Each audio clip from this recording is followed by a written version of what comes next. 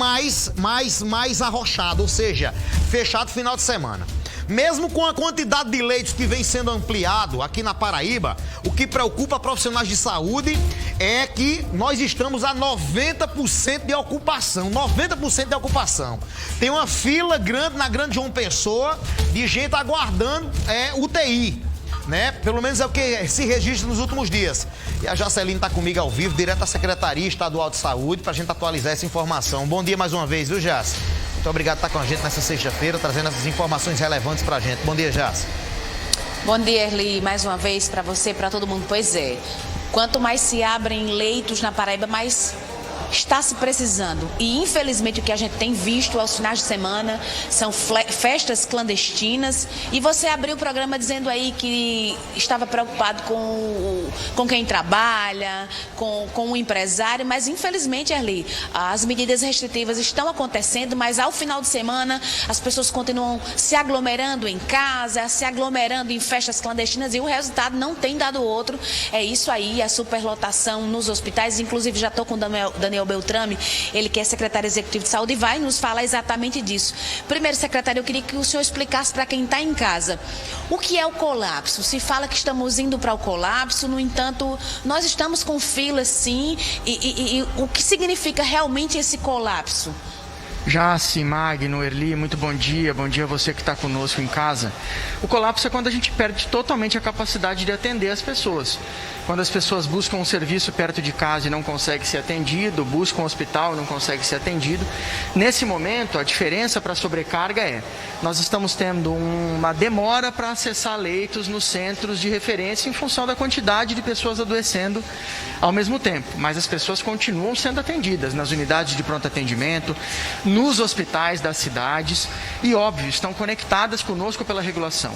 O Estado tem um painel, está acompanhando todos os lugares ao mesmo tempo que estão precisando de vagas e esses leitos vão sendo cedidos. Olha, só no dia de ontem, mais de 80 internações em todo o Estado. Então, veja, nós estamos mobilizando leitos para internar as pessoas, mas a quantidade de pessoas a serem internadas é tão enorme que a gente começa a ter uns atrasos para conseguir acessar esse leito. Como é que funciona essa fila? Por exemplo, a pessoa vai e não recebe o atendimento, fica esperando em casa, ou recebe atendimento, fica lá? Como é que funciona? Esta espera, já é uma espera por leito, mas não é uma espera da pessoa em casa. Ela espera por um leito em um centro de referência, mas dentro de um serviço de saúde. Enquanto ela espera, ela tem suporte médico, de enfermeiro, de fisioterapeuta. Esses serviços têm ventiladores. Ela só não está no centro onde ela deveria estar. É isso, este que é o problema, essa demora para chegar ao centro. E nós estamos trabalhando com o máximo de força que nós podemos para ampliar cada vez mais leitos. Mas você falou uma coisa muito importante, Jace. O remédio para a pandemia parar de produzir tanta tristeza e tantas perdas de vida não é a abertura de hospital. Leito serve para cuidar das pessoas quando elas estão gravemente doentes. O que faz a pandemia diminuir essa força ruim dela é a gente não ficar doente. Por isso, usar máscara e manter o distanciamento é decisivo. Vem vindo mais um final de semana aí, que você precisa colaborar. Eu tenho visto muitas famílias reunindo 20, 30 pessoas, churrascos, festas, comemoração. Meus amigos, são mais de 5.123 paraibanos que perderam suas vidas. Não é possível que isso não nos mobilize a colaborar. Esse final de semana, por favor, fique em casa, conviva apenas com as pessoas que já moram com você. Ajude a Paraíba a sair desse momento tão difícil. Momento difícil, 80 internações nas últimas 24 horas, os casos acima de 1.000 casos todos os dias. A gente teme também, secretário, porque nessa linha tênue aí entre saúde e também finanças, se continuar dessa forma, vamos rumar para um lockdown, fechar tudo? As medidas têm que ser proporcionais à gravidade dos momentos, Jace. A gente precisa, obviamente, proteger todos e o que for possível.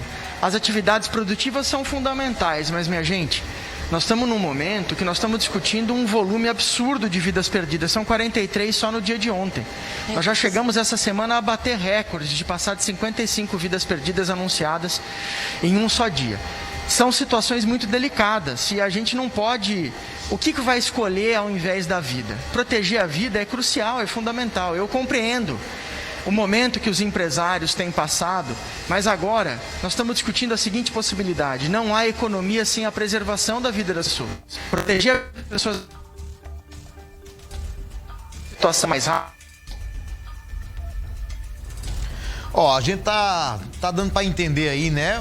A linha de raciocínio do Daniel tá conversando com a gente ao vivo lá direto da Secretaria Estadual de Saúde. Jaceline tá lá, restabeleceu o contato, voltou, continua lá com a Jaceline. Continua lá com a Jaceline. Aí para medidas mais duras. No entanto, os casos continuam aumentando. As medidas não estão funcionando ou os resultados não chegaram ainda pelo tempo em que vocês estão calculando? Resultados chegarão. Nosso temor é que se eles vão chegar com a robustez, com a qualidade que nós esperávamos.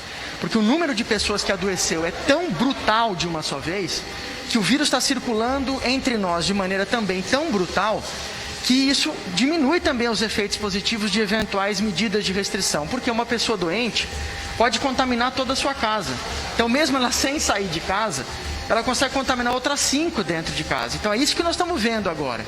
Uma carga grande de doença porque muita gente ficou doente. Aí eu reduzo a circulação na cidade. Isso, se eu não tivesse tanta gente, tantas pessoas doentes ao mesmo tempo, eu conseguiria ter efeitos mais rápidos. Por isso que nós seguimos pedindo colaboração. Precisamos sair dessa situação. Não adianta a gente não colaborar. Se a gente não colaborar, ela vai se estender. Esse drama que nós estamos vivendo vai durar ainda mais. Precisamos colocar na cabeça, está conosco, é nossa responsabilidade. Vamos virar esse jogo. Vamos explicar uma coisa para quem está em casa. Um ano de pandemia, inclusive nesse período, ano passado, a gente via nos boletins 1.000 casos, 1.600 casos, porém o número de internações eram bem menores. Essa cepa que está na Paraíba, por exemplo, ela é mais violenta? O que é que tem ocorrido? Por que tantas internações? Por que tantos agravamentos nos casos ultimamente? A cepa é um vírus especialista em contaminar gente, claro, então ele consegue alcançar mais pessoas. Mas já vamos combinar uma coisa, vamos começar a falar sem poupar palavras. É só sair na rua e ver a quantidade de gente que está sem máscara, minha gente. Nós estamos andando na rua sem máscara. Eu vou usar uma frase aqui, olha. Se você sabe que o vírus é perigoso e você conhece tanta gente que já morreu de Covid, quando você sai na rua sem máscara, é tentativa de suicídio. Você abre o seu nariz e a sua boca para receber uma quantidade absurda de vírus e ficar gravemente doente. O problema da máscara é exatamente esse. Ao invés de você receber uma tampinha de garrafa de vírus aqui no rosto, você recebe uma garrafa PET de 2 litros. Esse vírus se multiplica rápido, inflama você rapidamente você começa a ter falta de ar e infelizmente você pode morrer. Por isso que eu estou usando o termo suicídio. Você precisa entender isso com clareza. Gente, todos nós conhecemos a quantidade de famílias que perderam pais e mães, tios e tias, avós e avós de uma vez só. Isso é muito sério. Como que essas famílias vão se recuperar depois? Não é só curar uma cicatriz, essas famílias se desestruturam. Nós precisamos poder preservar a vida. Colabore conosco. O que nós estamos pedindo para você é simples, é pequeno perto do sacrifício das pessoas que estão doando as suas vidas, ou para a gente aprender alguma coisa, ou para elas cuidarem de você. Falando em máscara, eu tenho observado, não só o senhor, como outras autoridades e muita gente tem usado 2 máscaras. Isso protege mais? Qual é a eficácia mesmo de se usar 2 máscaras? É maior, não há dúvida nenhuma. Eu faço uma máscara de pano por fora, uma máscara dupla de pano, que é essa que nós estamos fazendo em casa mesmo. É só colocar ela contra a luz e você vê que a luz não passa pela trama do tecido. Essa máscara de pano é boa. Coloca uma máscara descartável por baixo. Por quê? Eu estou exposto a risco, eu vou a serviços de saúde, eu visito lugares que tem Covid. E estou tentando evitar o máximo possível usar máscaras mais avançadas de N95, para deixar essas máscaras disponíveis para os profissionais de saúde que estão lá na linha de frente, entubando um paciente, aspirando um paciente, para que a gente possa ter também tranquilidade desses insumos. Mas se você puder usar 2 máscaras, ajuda. Mas posso te dizer uma coisa bem importante? Muita gente tem uma sensação ruim, não se adaptou ainda a usar máscara. Então, quero combinar uma coisa com você. Não force a barra para usar 2 máscaras se você já está com dificuldade de usar uma. Vamos fazer só um acordo, faça um acordo comigo. Se você não consegue usar 2, use uma máscara, mas use para valer. Não é pendurada na orelha, não é baixada no queixo, aqui embaixo. use uma máscara para valer, porque isso já te protege muito.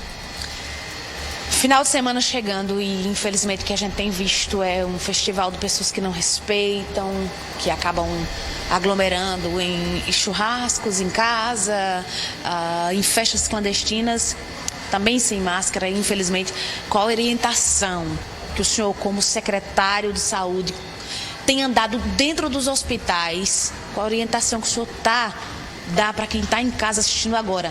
A gente aqui não está querendo colocar terror em ninguém, porque às vezes nós somos, os jornalistas, somos interpretados como quem está tocando o terror, e não é isso. A gente quer orientar, porque realmente, gente, não tem quase vaga em leitos de UTI, em leitos normais, e a gente quer uma orientação para quem está em casa, mas uma palavra firme mesmo, sem poupar adjetivos mesmo, sabe?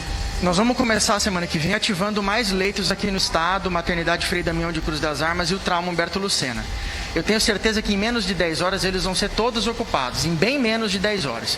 Isso significa que a gente precisa lembrar que agora é momento de solidariedade, de fé, de coragem, mas também de misericórdia com todo mundo. São quantas Maria, José, Estels, Alexandres, Kécias, que perderam as suas vidas lutando por elas. A gente não precisa perder o jogo contra o vírus. Essa doença é evitável. Você já sabe como evitar a doença. Faça esse gesto de amor e de coragem. Quando você protege a si, você protege a todos nós. Vamos fazer só um pouquinho de sacrifício. Vamos agora nos proteger nesses próximos dias para a gente sair desse momento tão triste. A gente também precisa ter paz para poder curar tantas feridas abertas. Você é que vai nos ajudar a construir esse momento de paz e o caminho até esse abraço que todo mundo quer voltar a poder dar nas pessoas. Então, por favor, vamos com força, fé, coragem. É luta, é guerra, é batalha, mas a gente está junto, sempre à disposição com a imprensa, salvando vidas, porque a gente está tratando de fatos com você, de realidade. A gente precisa poder lidar com esses fatos e com essa realidade e salvar vidas. Obrigada, secretária Erli. Deixa eu só lembrar uma coisa. O alvo não deve ser a abertura de leitos de UTI. O alvo deve ser: vamos nos proteger. Eu não digo todo mundo fica em casa, porque eu sei que, assim como eu, muita gente precisa trabalhar. Mas se você precisa trabalhar, se você precisa manter a sua família, então mantenha a sua família de forma responsável. Saia com máscara, use álcool em gel, lave as mãos com água e sabão. Eu digo sempre, se você não tem condição financeira de comprar álcool em gel, saia com 2 garrafas. Uma com água e a outra com sabão. Faça a mistura no meio da rua, não tenha vergonha de se proteger. Lava a mão no meio da rua. Se você não pode comprar o álcool em gel, o que importa é que você permaneça se protegendo. Nós temos a mãe de uma companheira nossa de trabalho, como todo mundo já sabe, eu comentei no meu programa, que passou horas esperando um leito de UTI, porque estava na fila, conseguiu, está entubada nesse momento. Nós estamos vivendo isso com um amigo, com um vizinho, com um parente, com alguém que está próximo a gente, com alguém público, conhecido. Então a gente não precisa passar por isso para entender que o vírus é mortal. Vamos nos cuidar, repito, não estou tocando terror. Estou orientando, porque nós estamos, assim como os médicos, assim como as autoridades, na linha de frente do Covid também. Porque estamos trabalhando, não podendo ficar em casa, e a gente está vendo o que é que está acontecendo. Quantas e quantas famílias têm marcado a gente nas redes sociais, mandado o WhatsApp: olha, minha mãe está sem leito, não tem UTI, e a gente não quer ver isso com você que está assistindo a gente agora. Então, se proteja, se puder, fique em casa, mas se tiver que trabalhar, faça isso, previna-se. Essa é a palavra de ordem. Eu volto com você, Erli. Obrigado, Jaça. Agradeço o Daniel, sou muito fã do trabalho do Daniel. Esse é um momento que a gente precisa ter liberdade com responsabilidade, tá? Uma coisa eu aprendi com meu pai, quando eu comecei a ir em uma festa, né, quando eu era mais jovem, tá, meu pai dizia: meu filho, liberdade com responsabilidade. A gente tem que ter um momento, nesse momento, liberdade para ir trabalhar, para circular, para transitar, não zanzar. Transitar na hora certa, no momento certo, transitar na hora de trabalhar, na hora de comprar o essencial para casa, na hora de buscar o que é relevante para a minha vida, tá? E não tem irresponsabilidade, porque se você tem liberdade com irresponsabilidade, você vai contaminar alguém, você pode transmitir para alguém, e não é isso que a gente quer. Eu tenho certeza que você também não quer. Você não quer levar um vírus para casa. Esse vírus que existe, que mata, muita gente discorda, mas mata, tá? E que esse é um momento de paz. É um momento de busca de soluções. E não de pegar o vírus, levantar uma bandeira de um lado, de uma cor, que é um partido, e da outra, não. Não, isso não é momento. É momento de paz, é um momento de união, é um momento de dar as mãos. Você viu que um senador da República, o mais votado da República, o senador, mais de 9 milhões de votos, morreu ontem. Ou seja, é o terceiro senador que morre. Se dinheiro pagasse, esse senador, com certeza, pelo histórico lógico, se dinheiro resolvesse um momento, quantas pessoas perderam a vida com dinheiro para montar... Eu vi um relato outro dia de um cara que dizia, eu tenho dinheiro para comprar um hospital e meu pai ficou sem leito. Eu vi isso, tá? E então que a gente tenha, deixa eu pedir a você, liberdade com responsabilidade, tá bom? Responsabilidade, buscar o pão, o sustento todos os dias. Eu não vou ser irresponsável de dizer, ó, fica em casa e os meninos com fome, como é que fica? Agora, se for para sair, saia com responsabilidade. Com responsabilidade. Cada um sabe onde é que o calo aperta.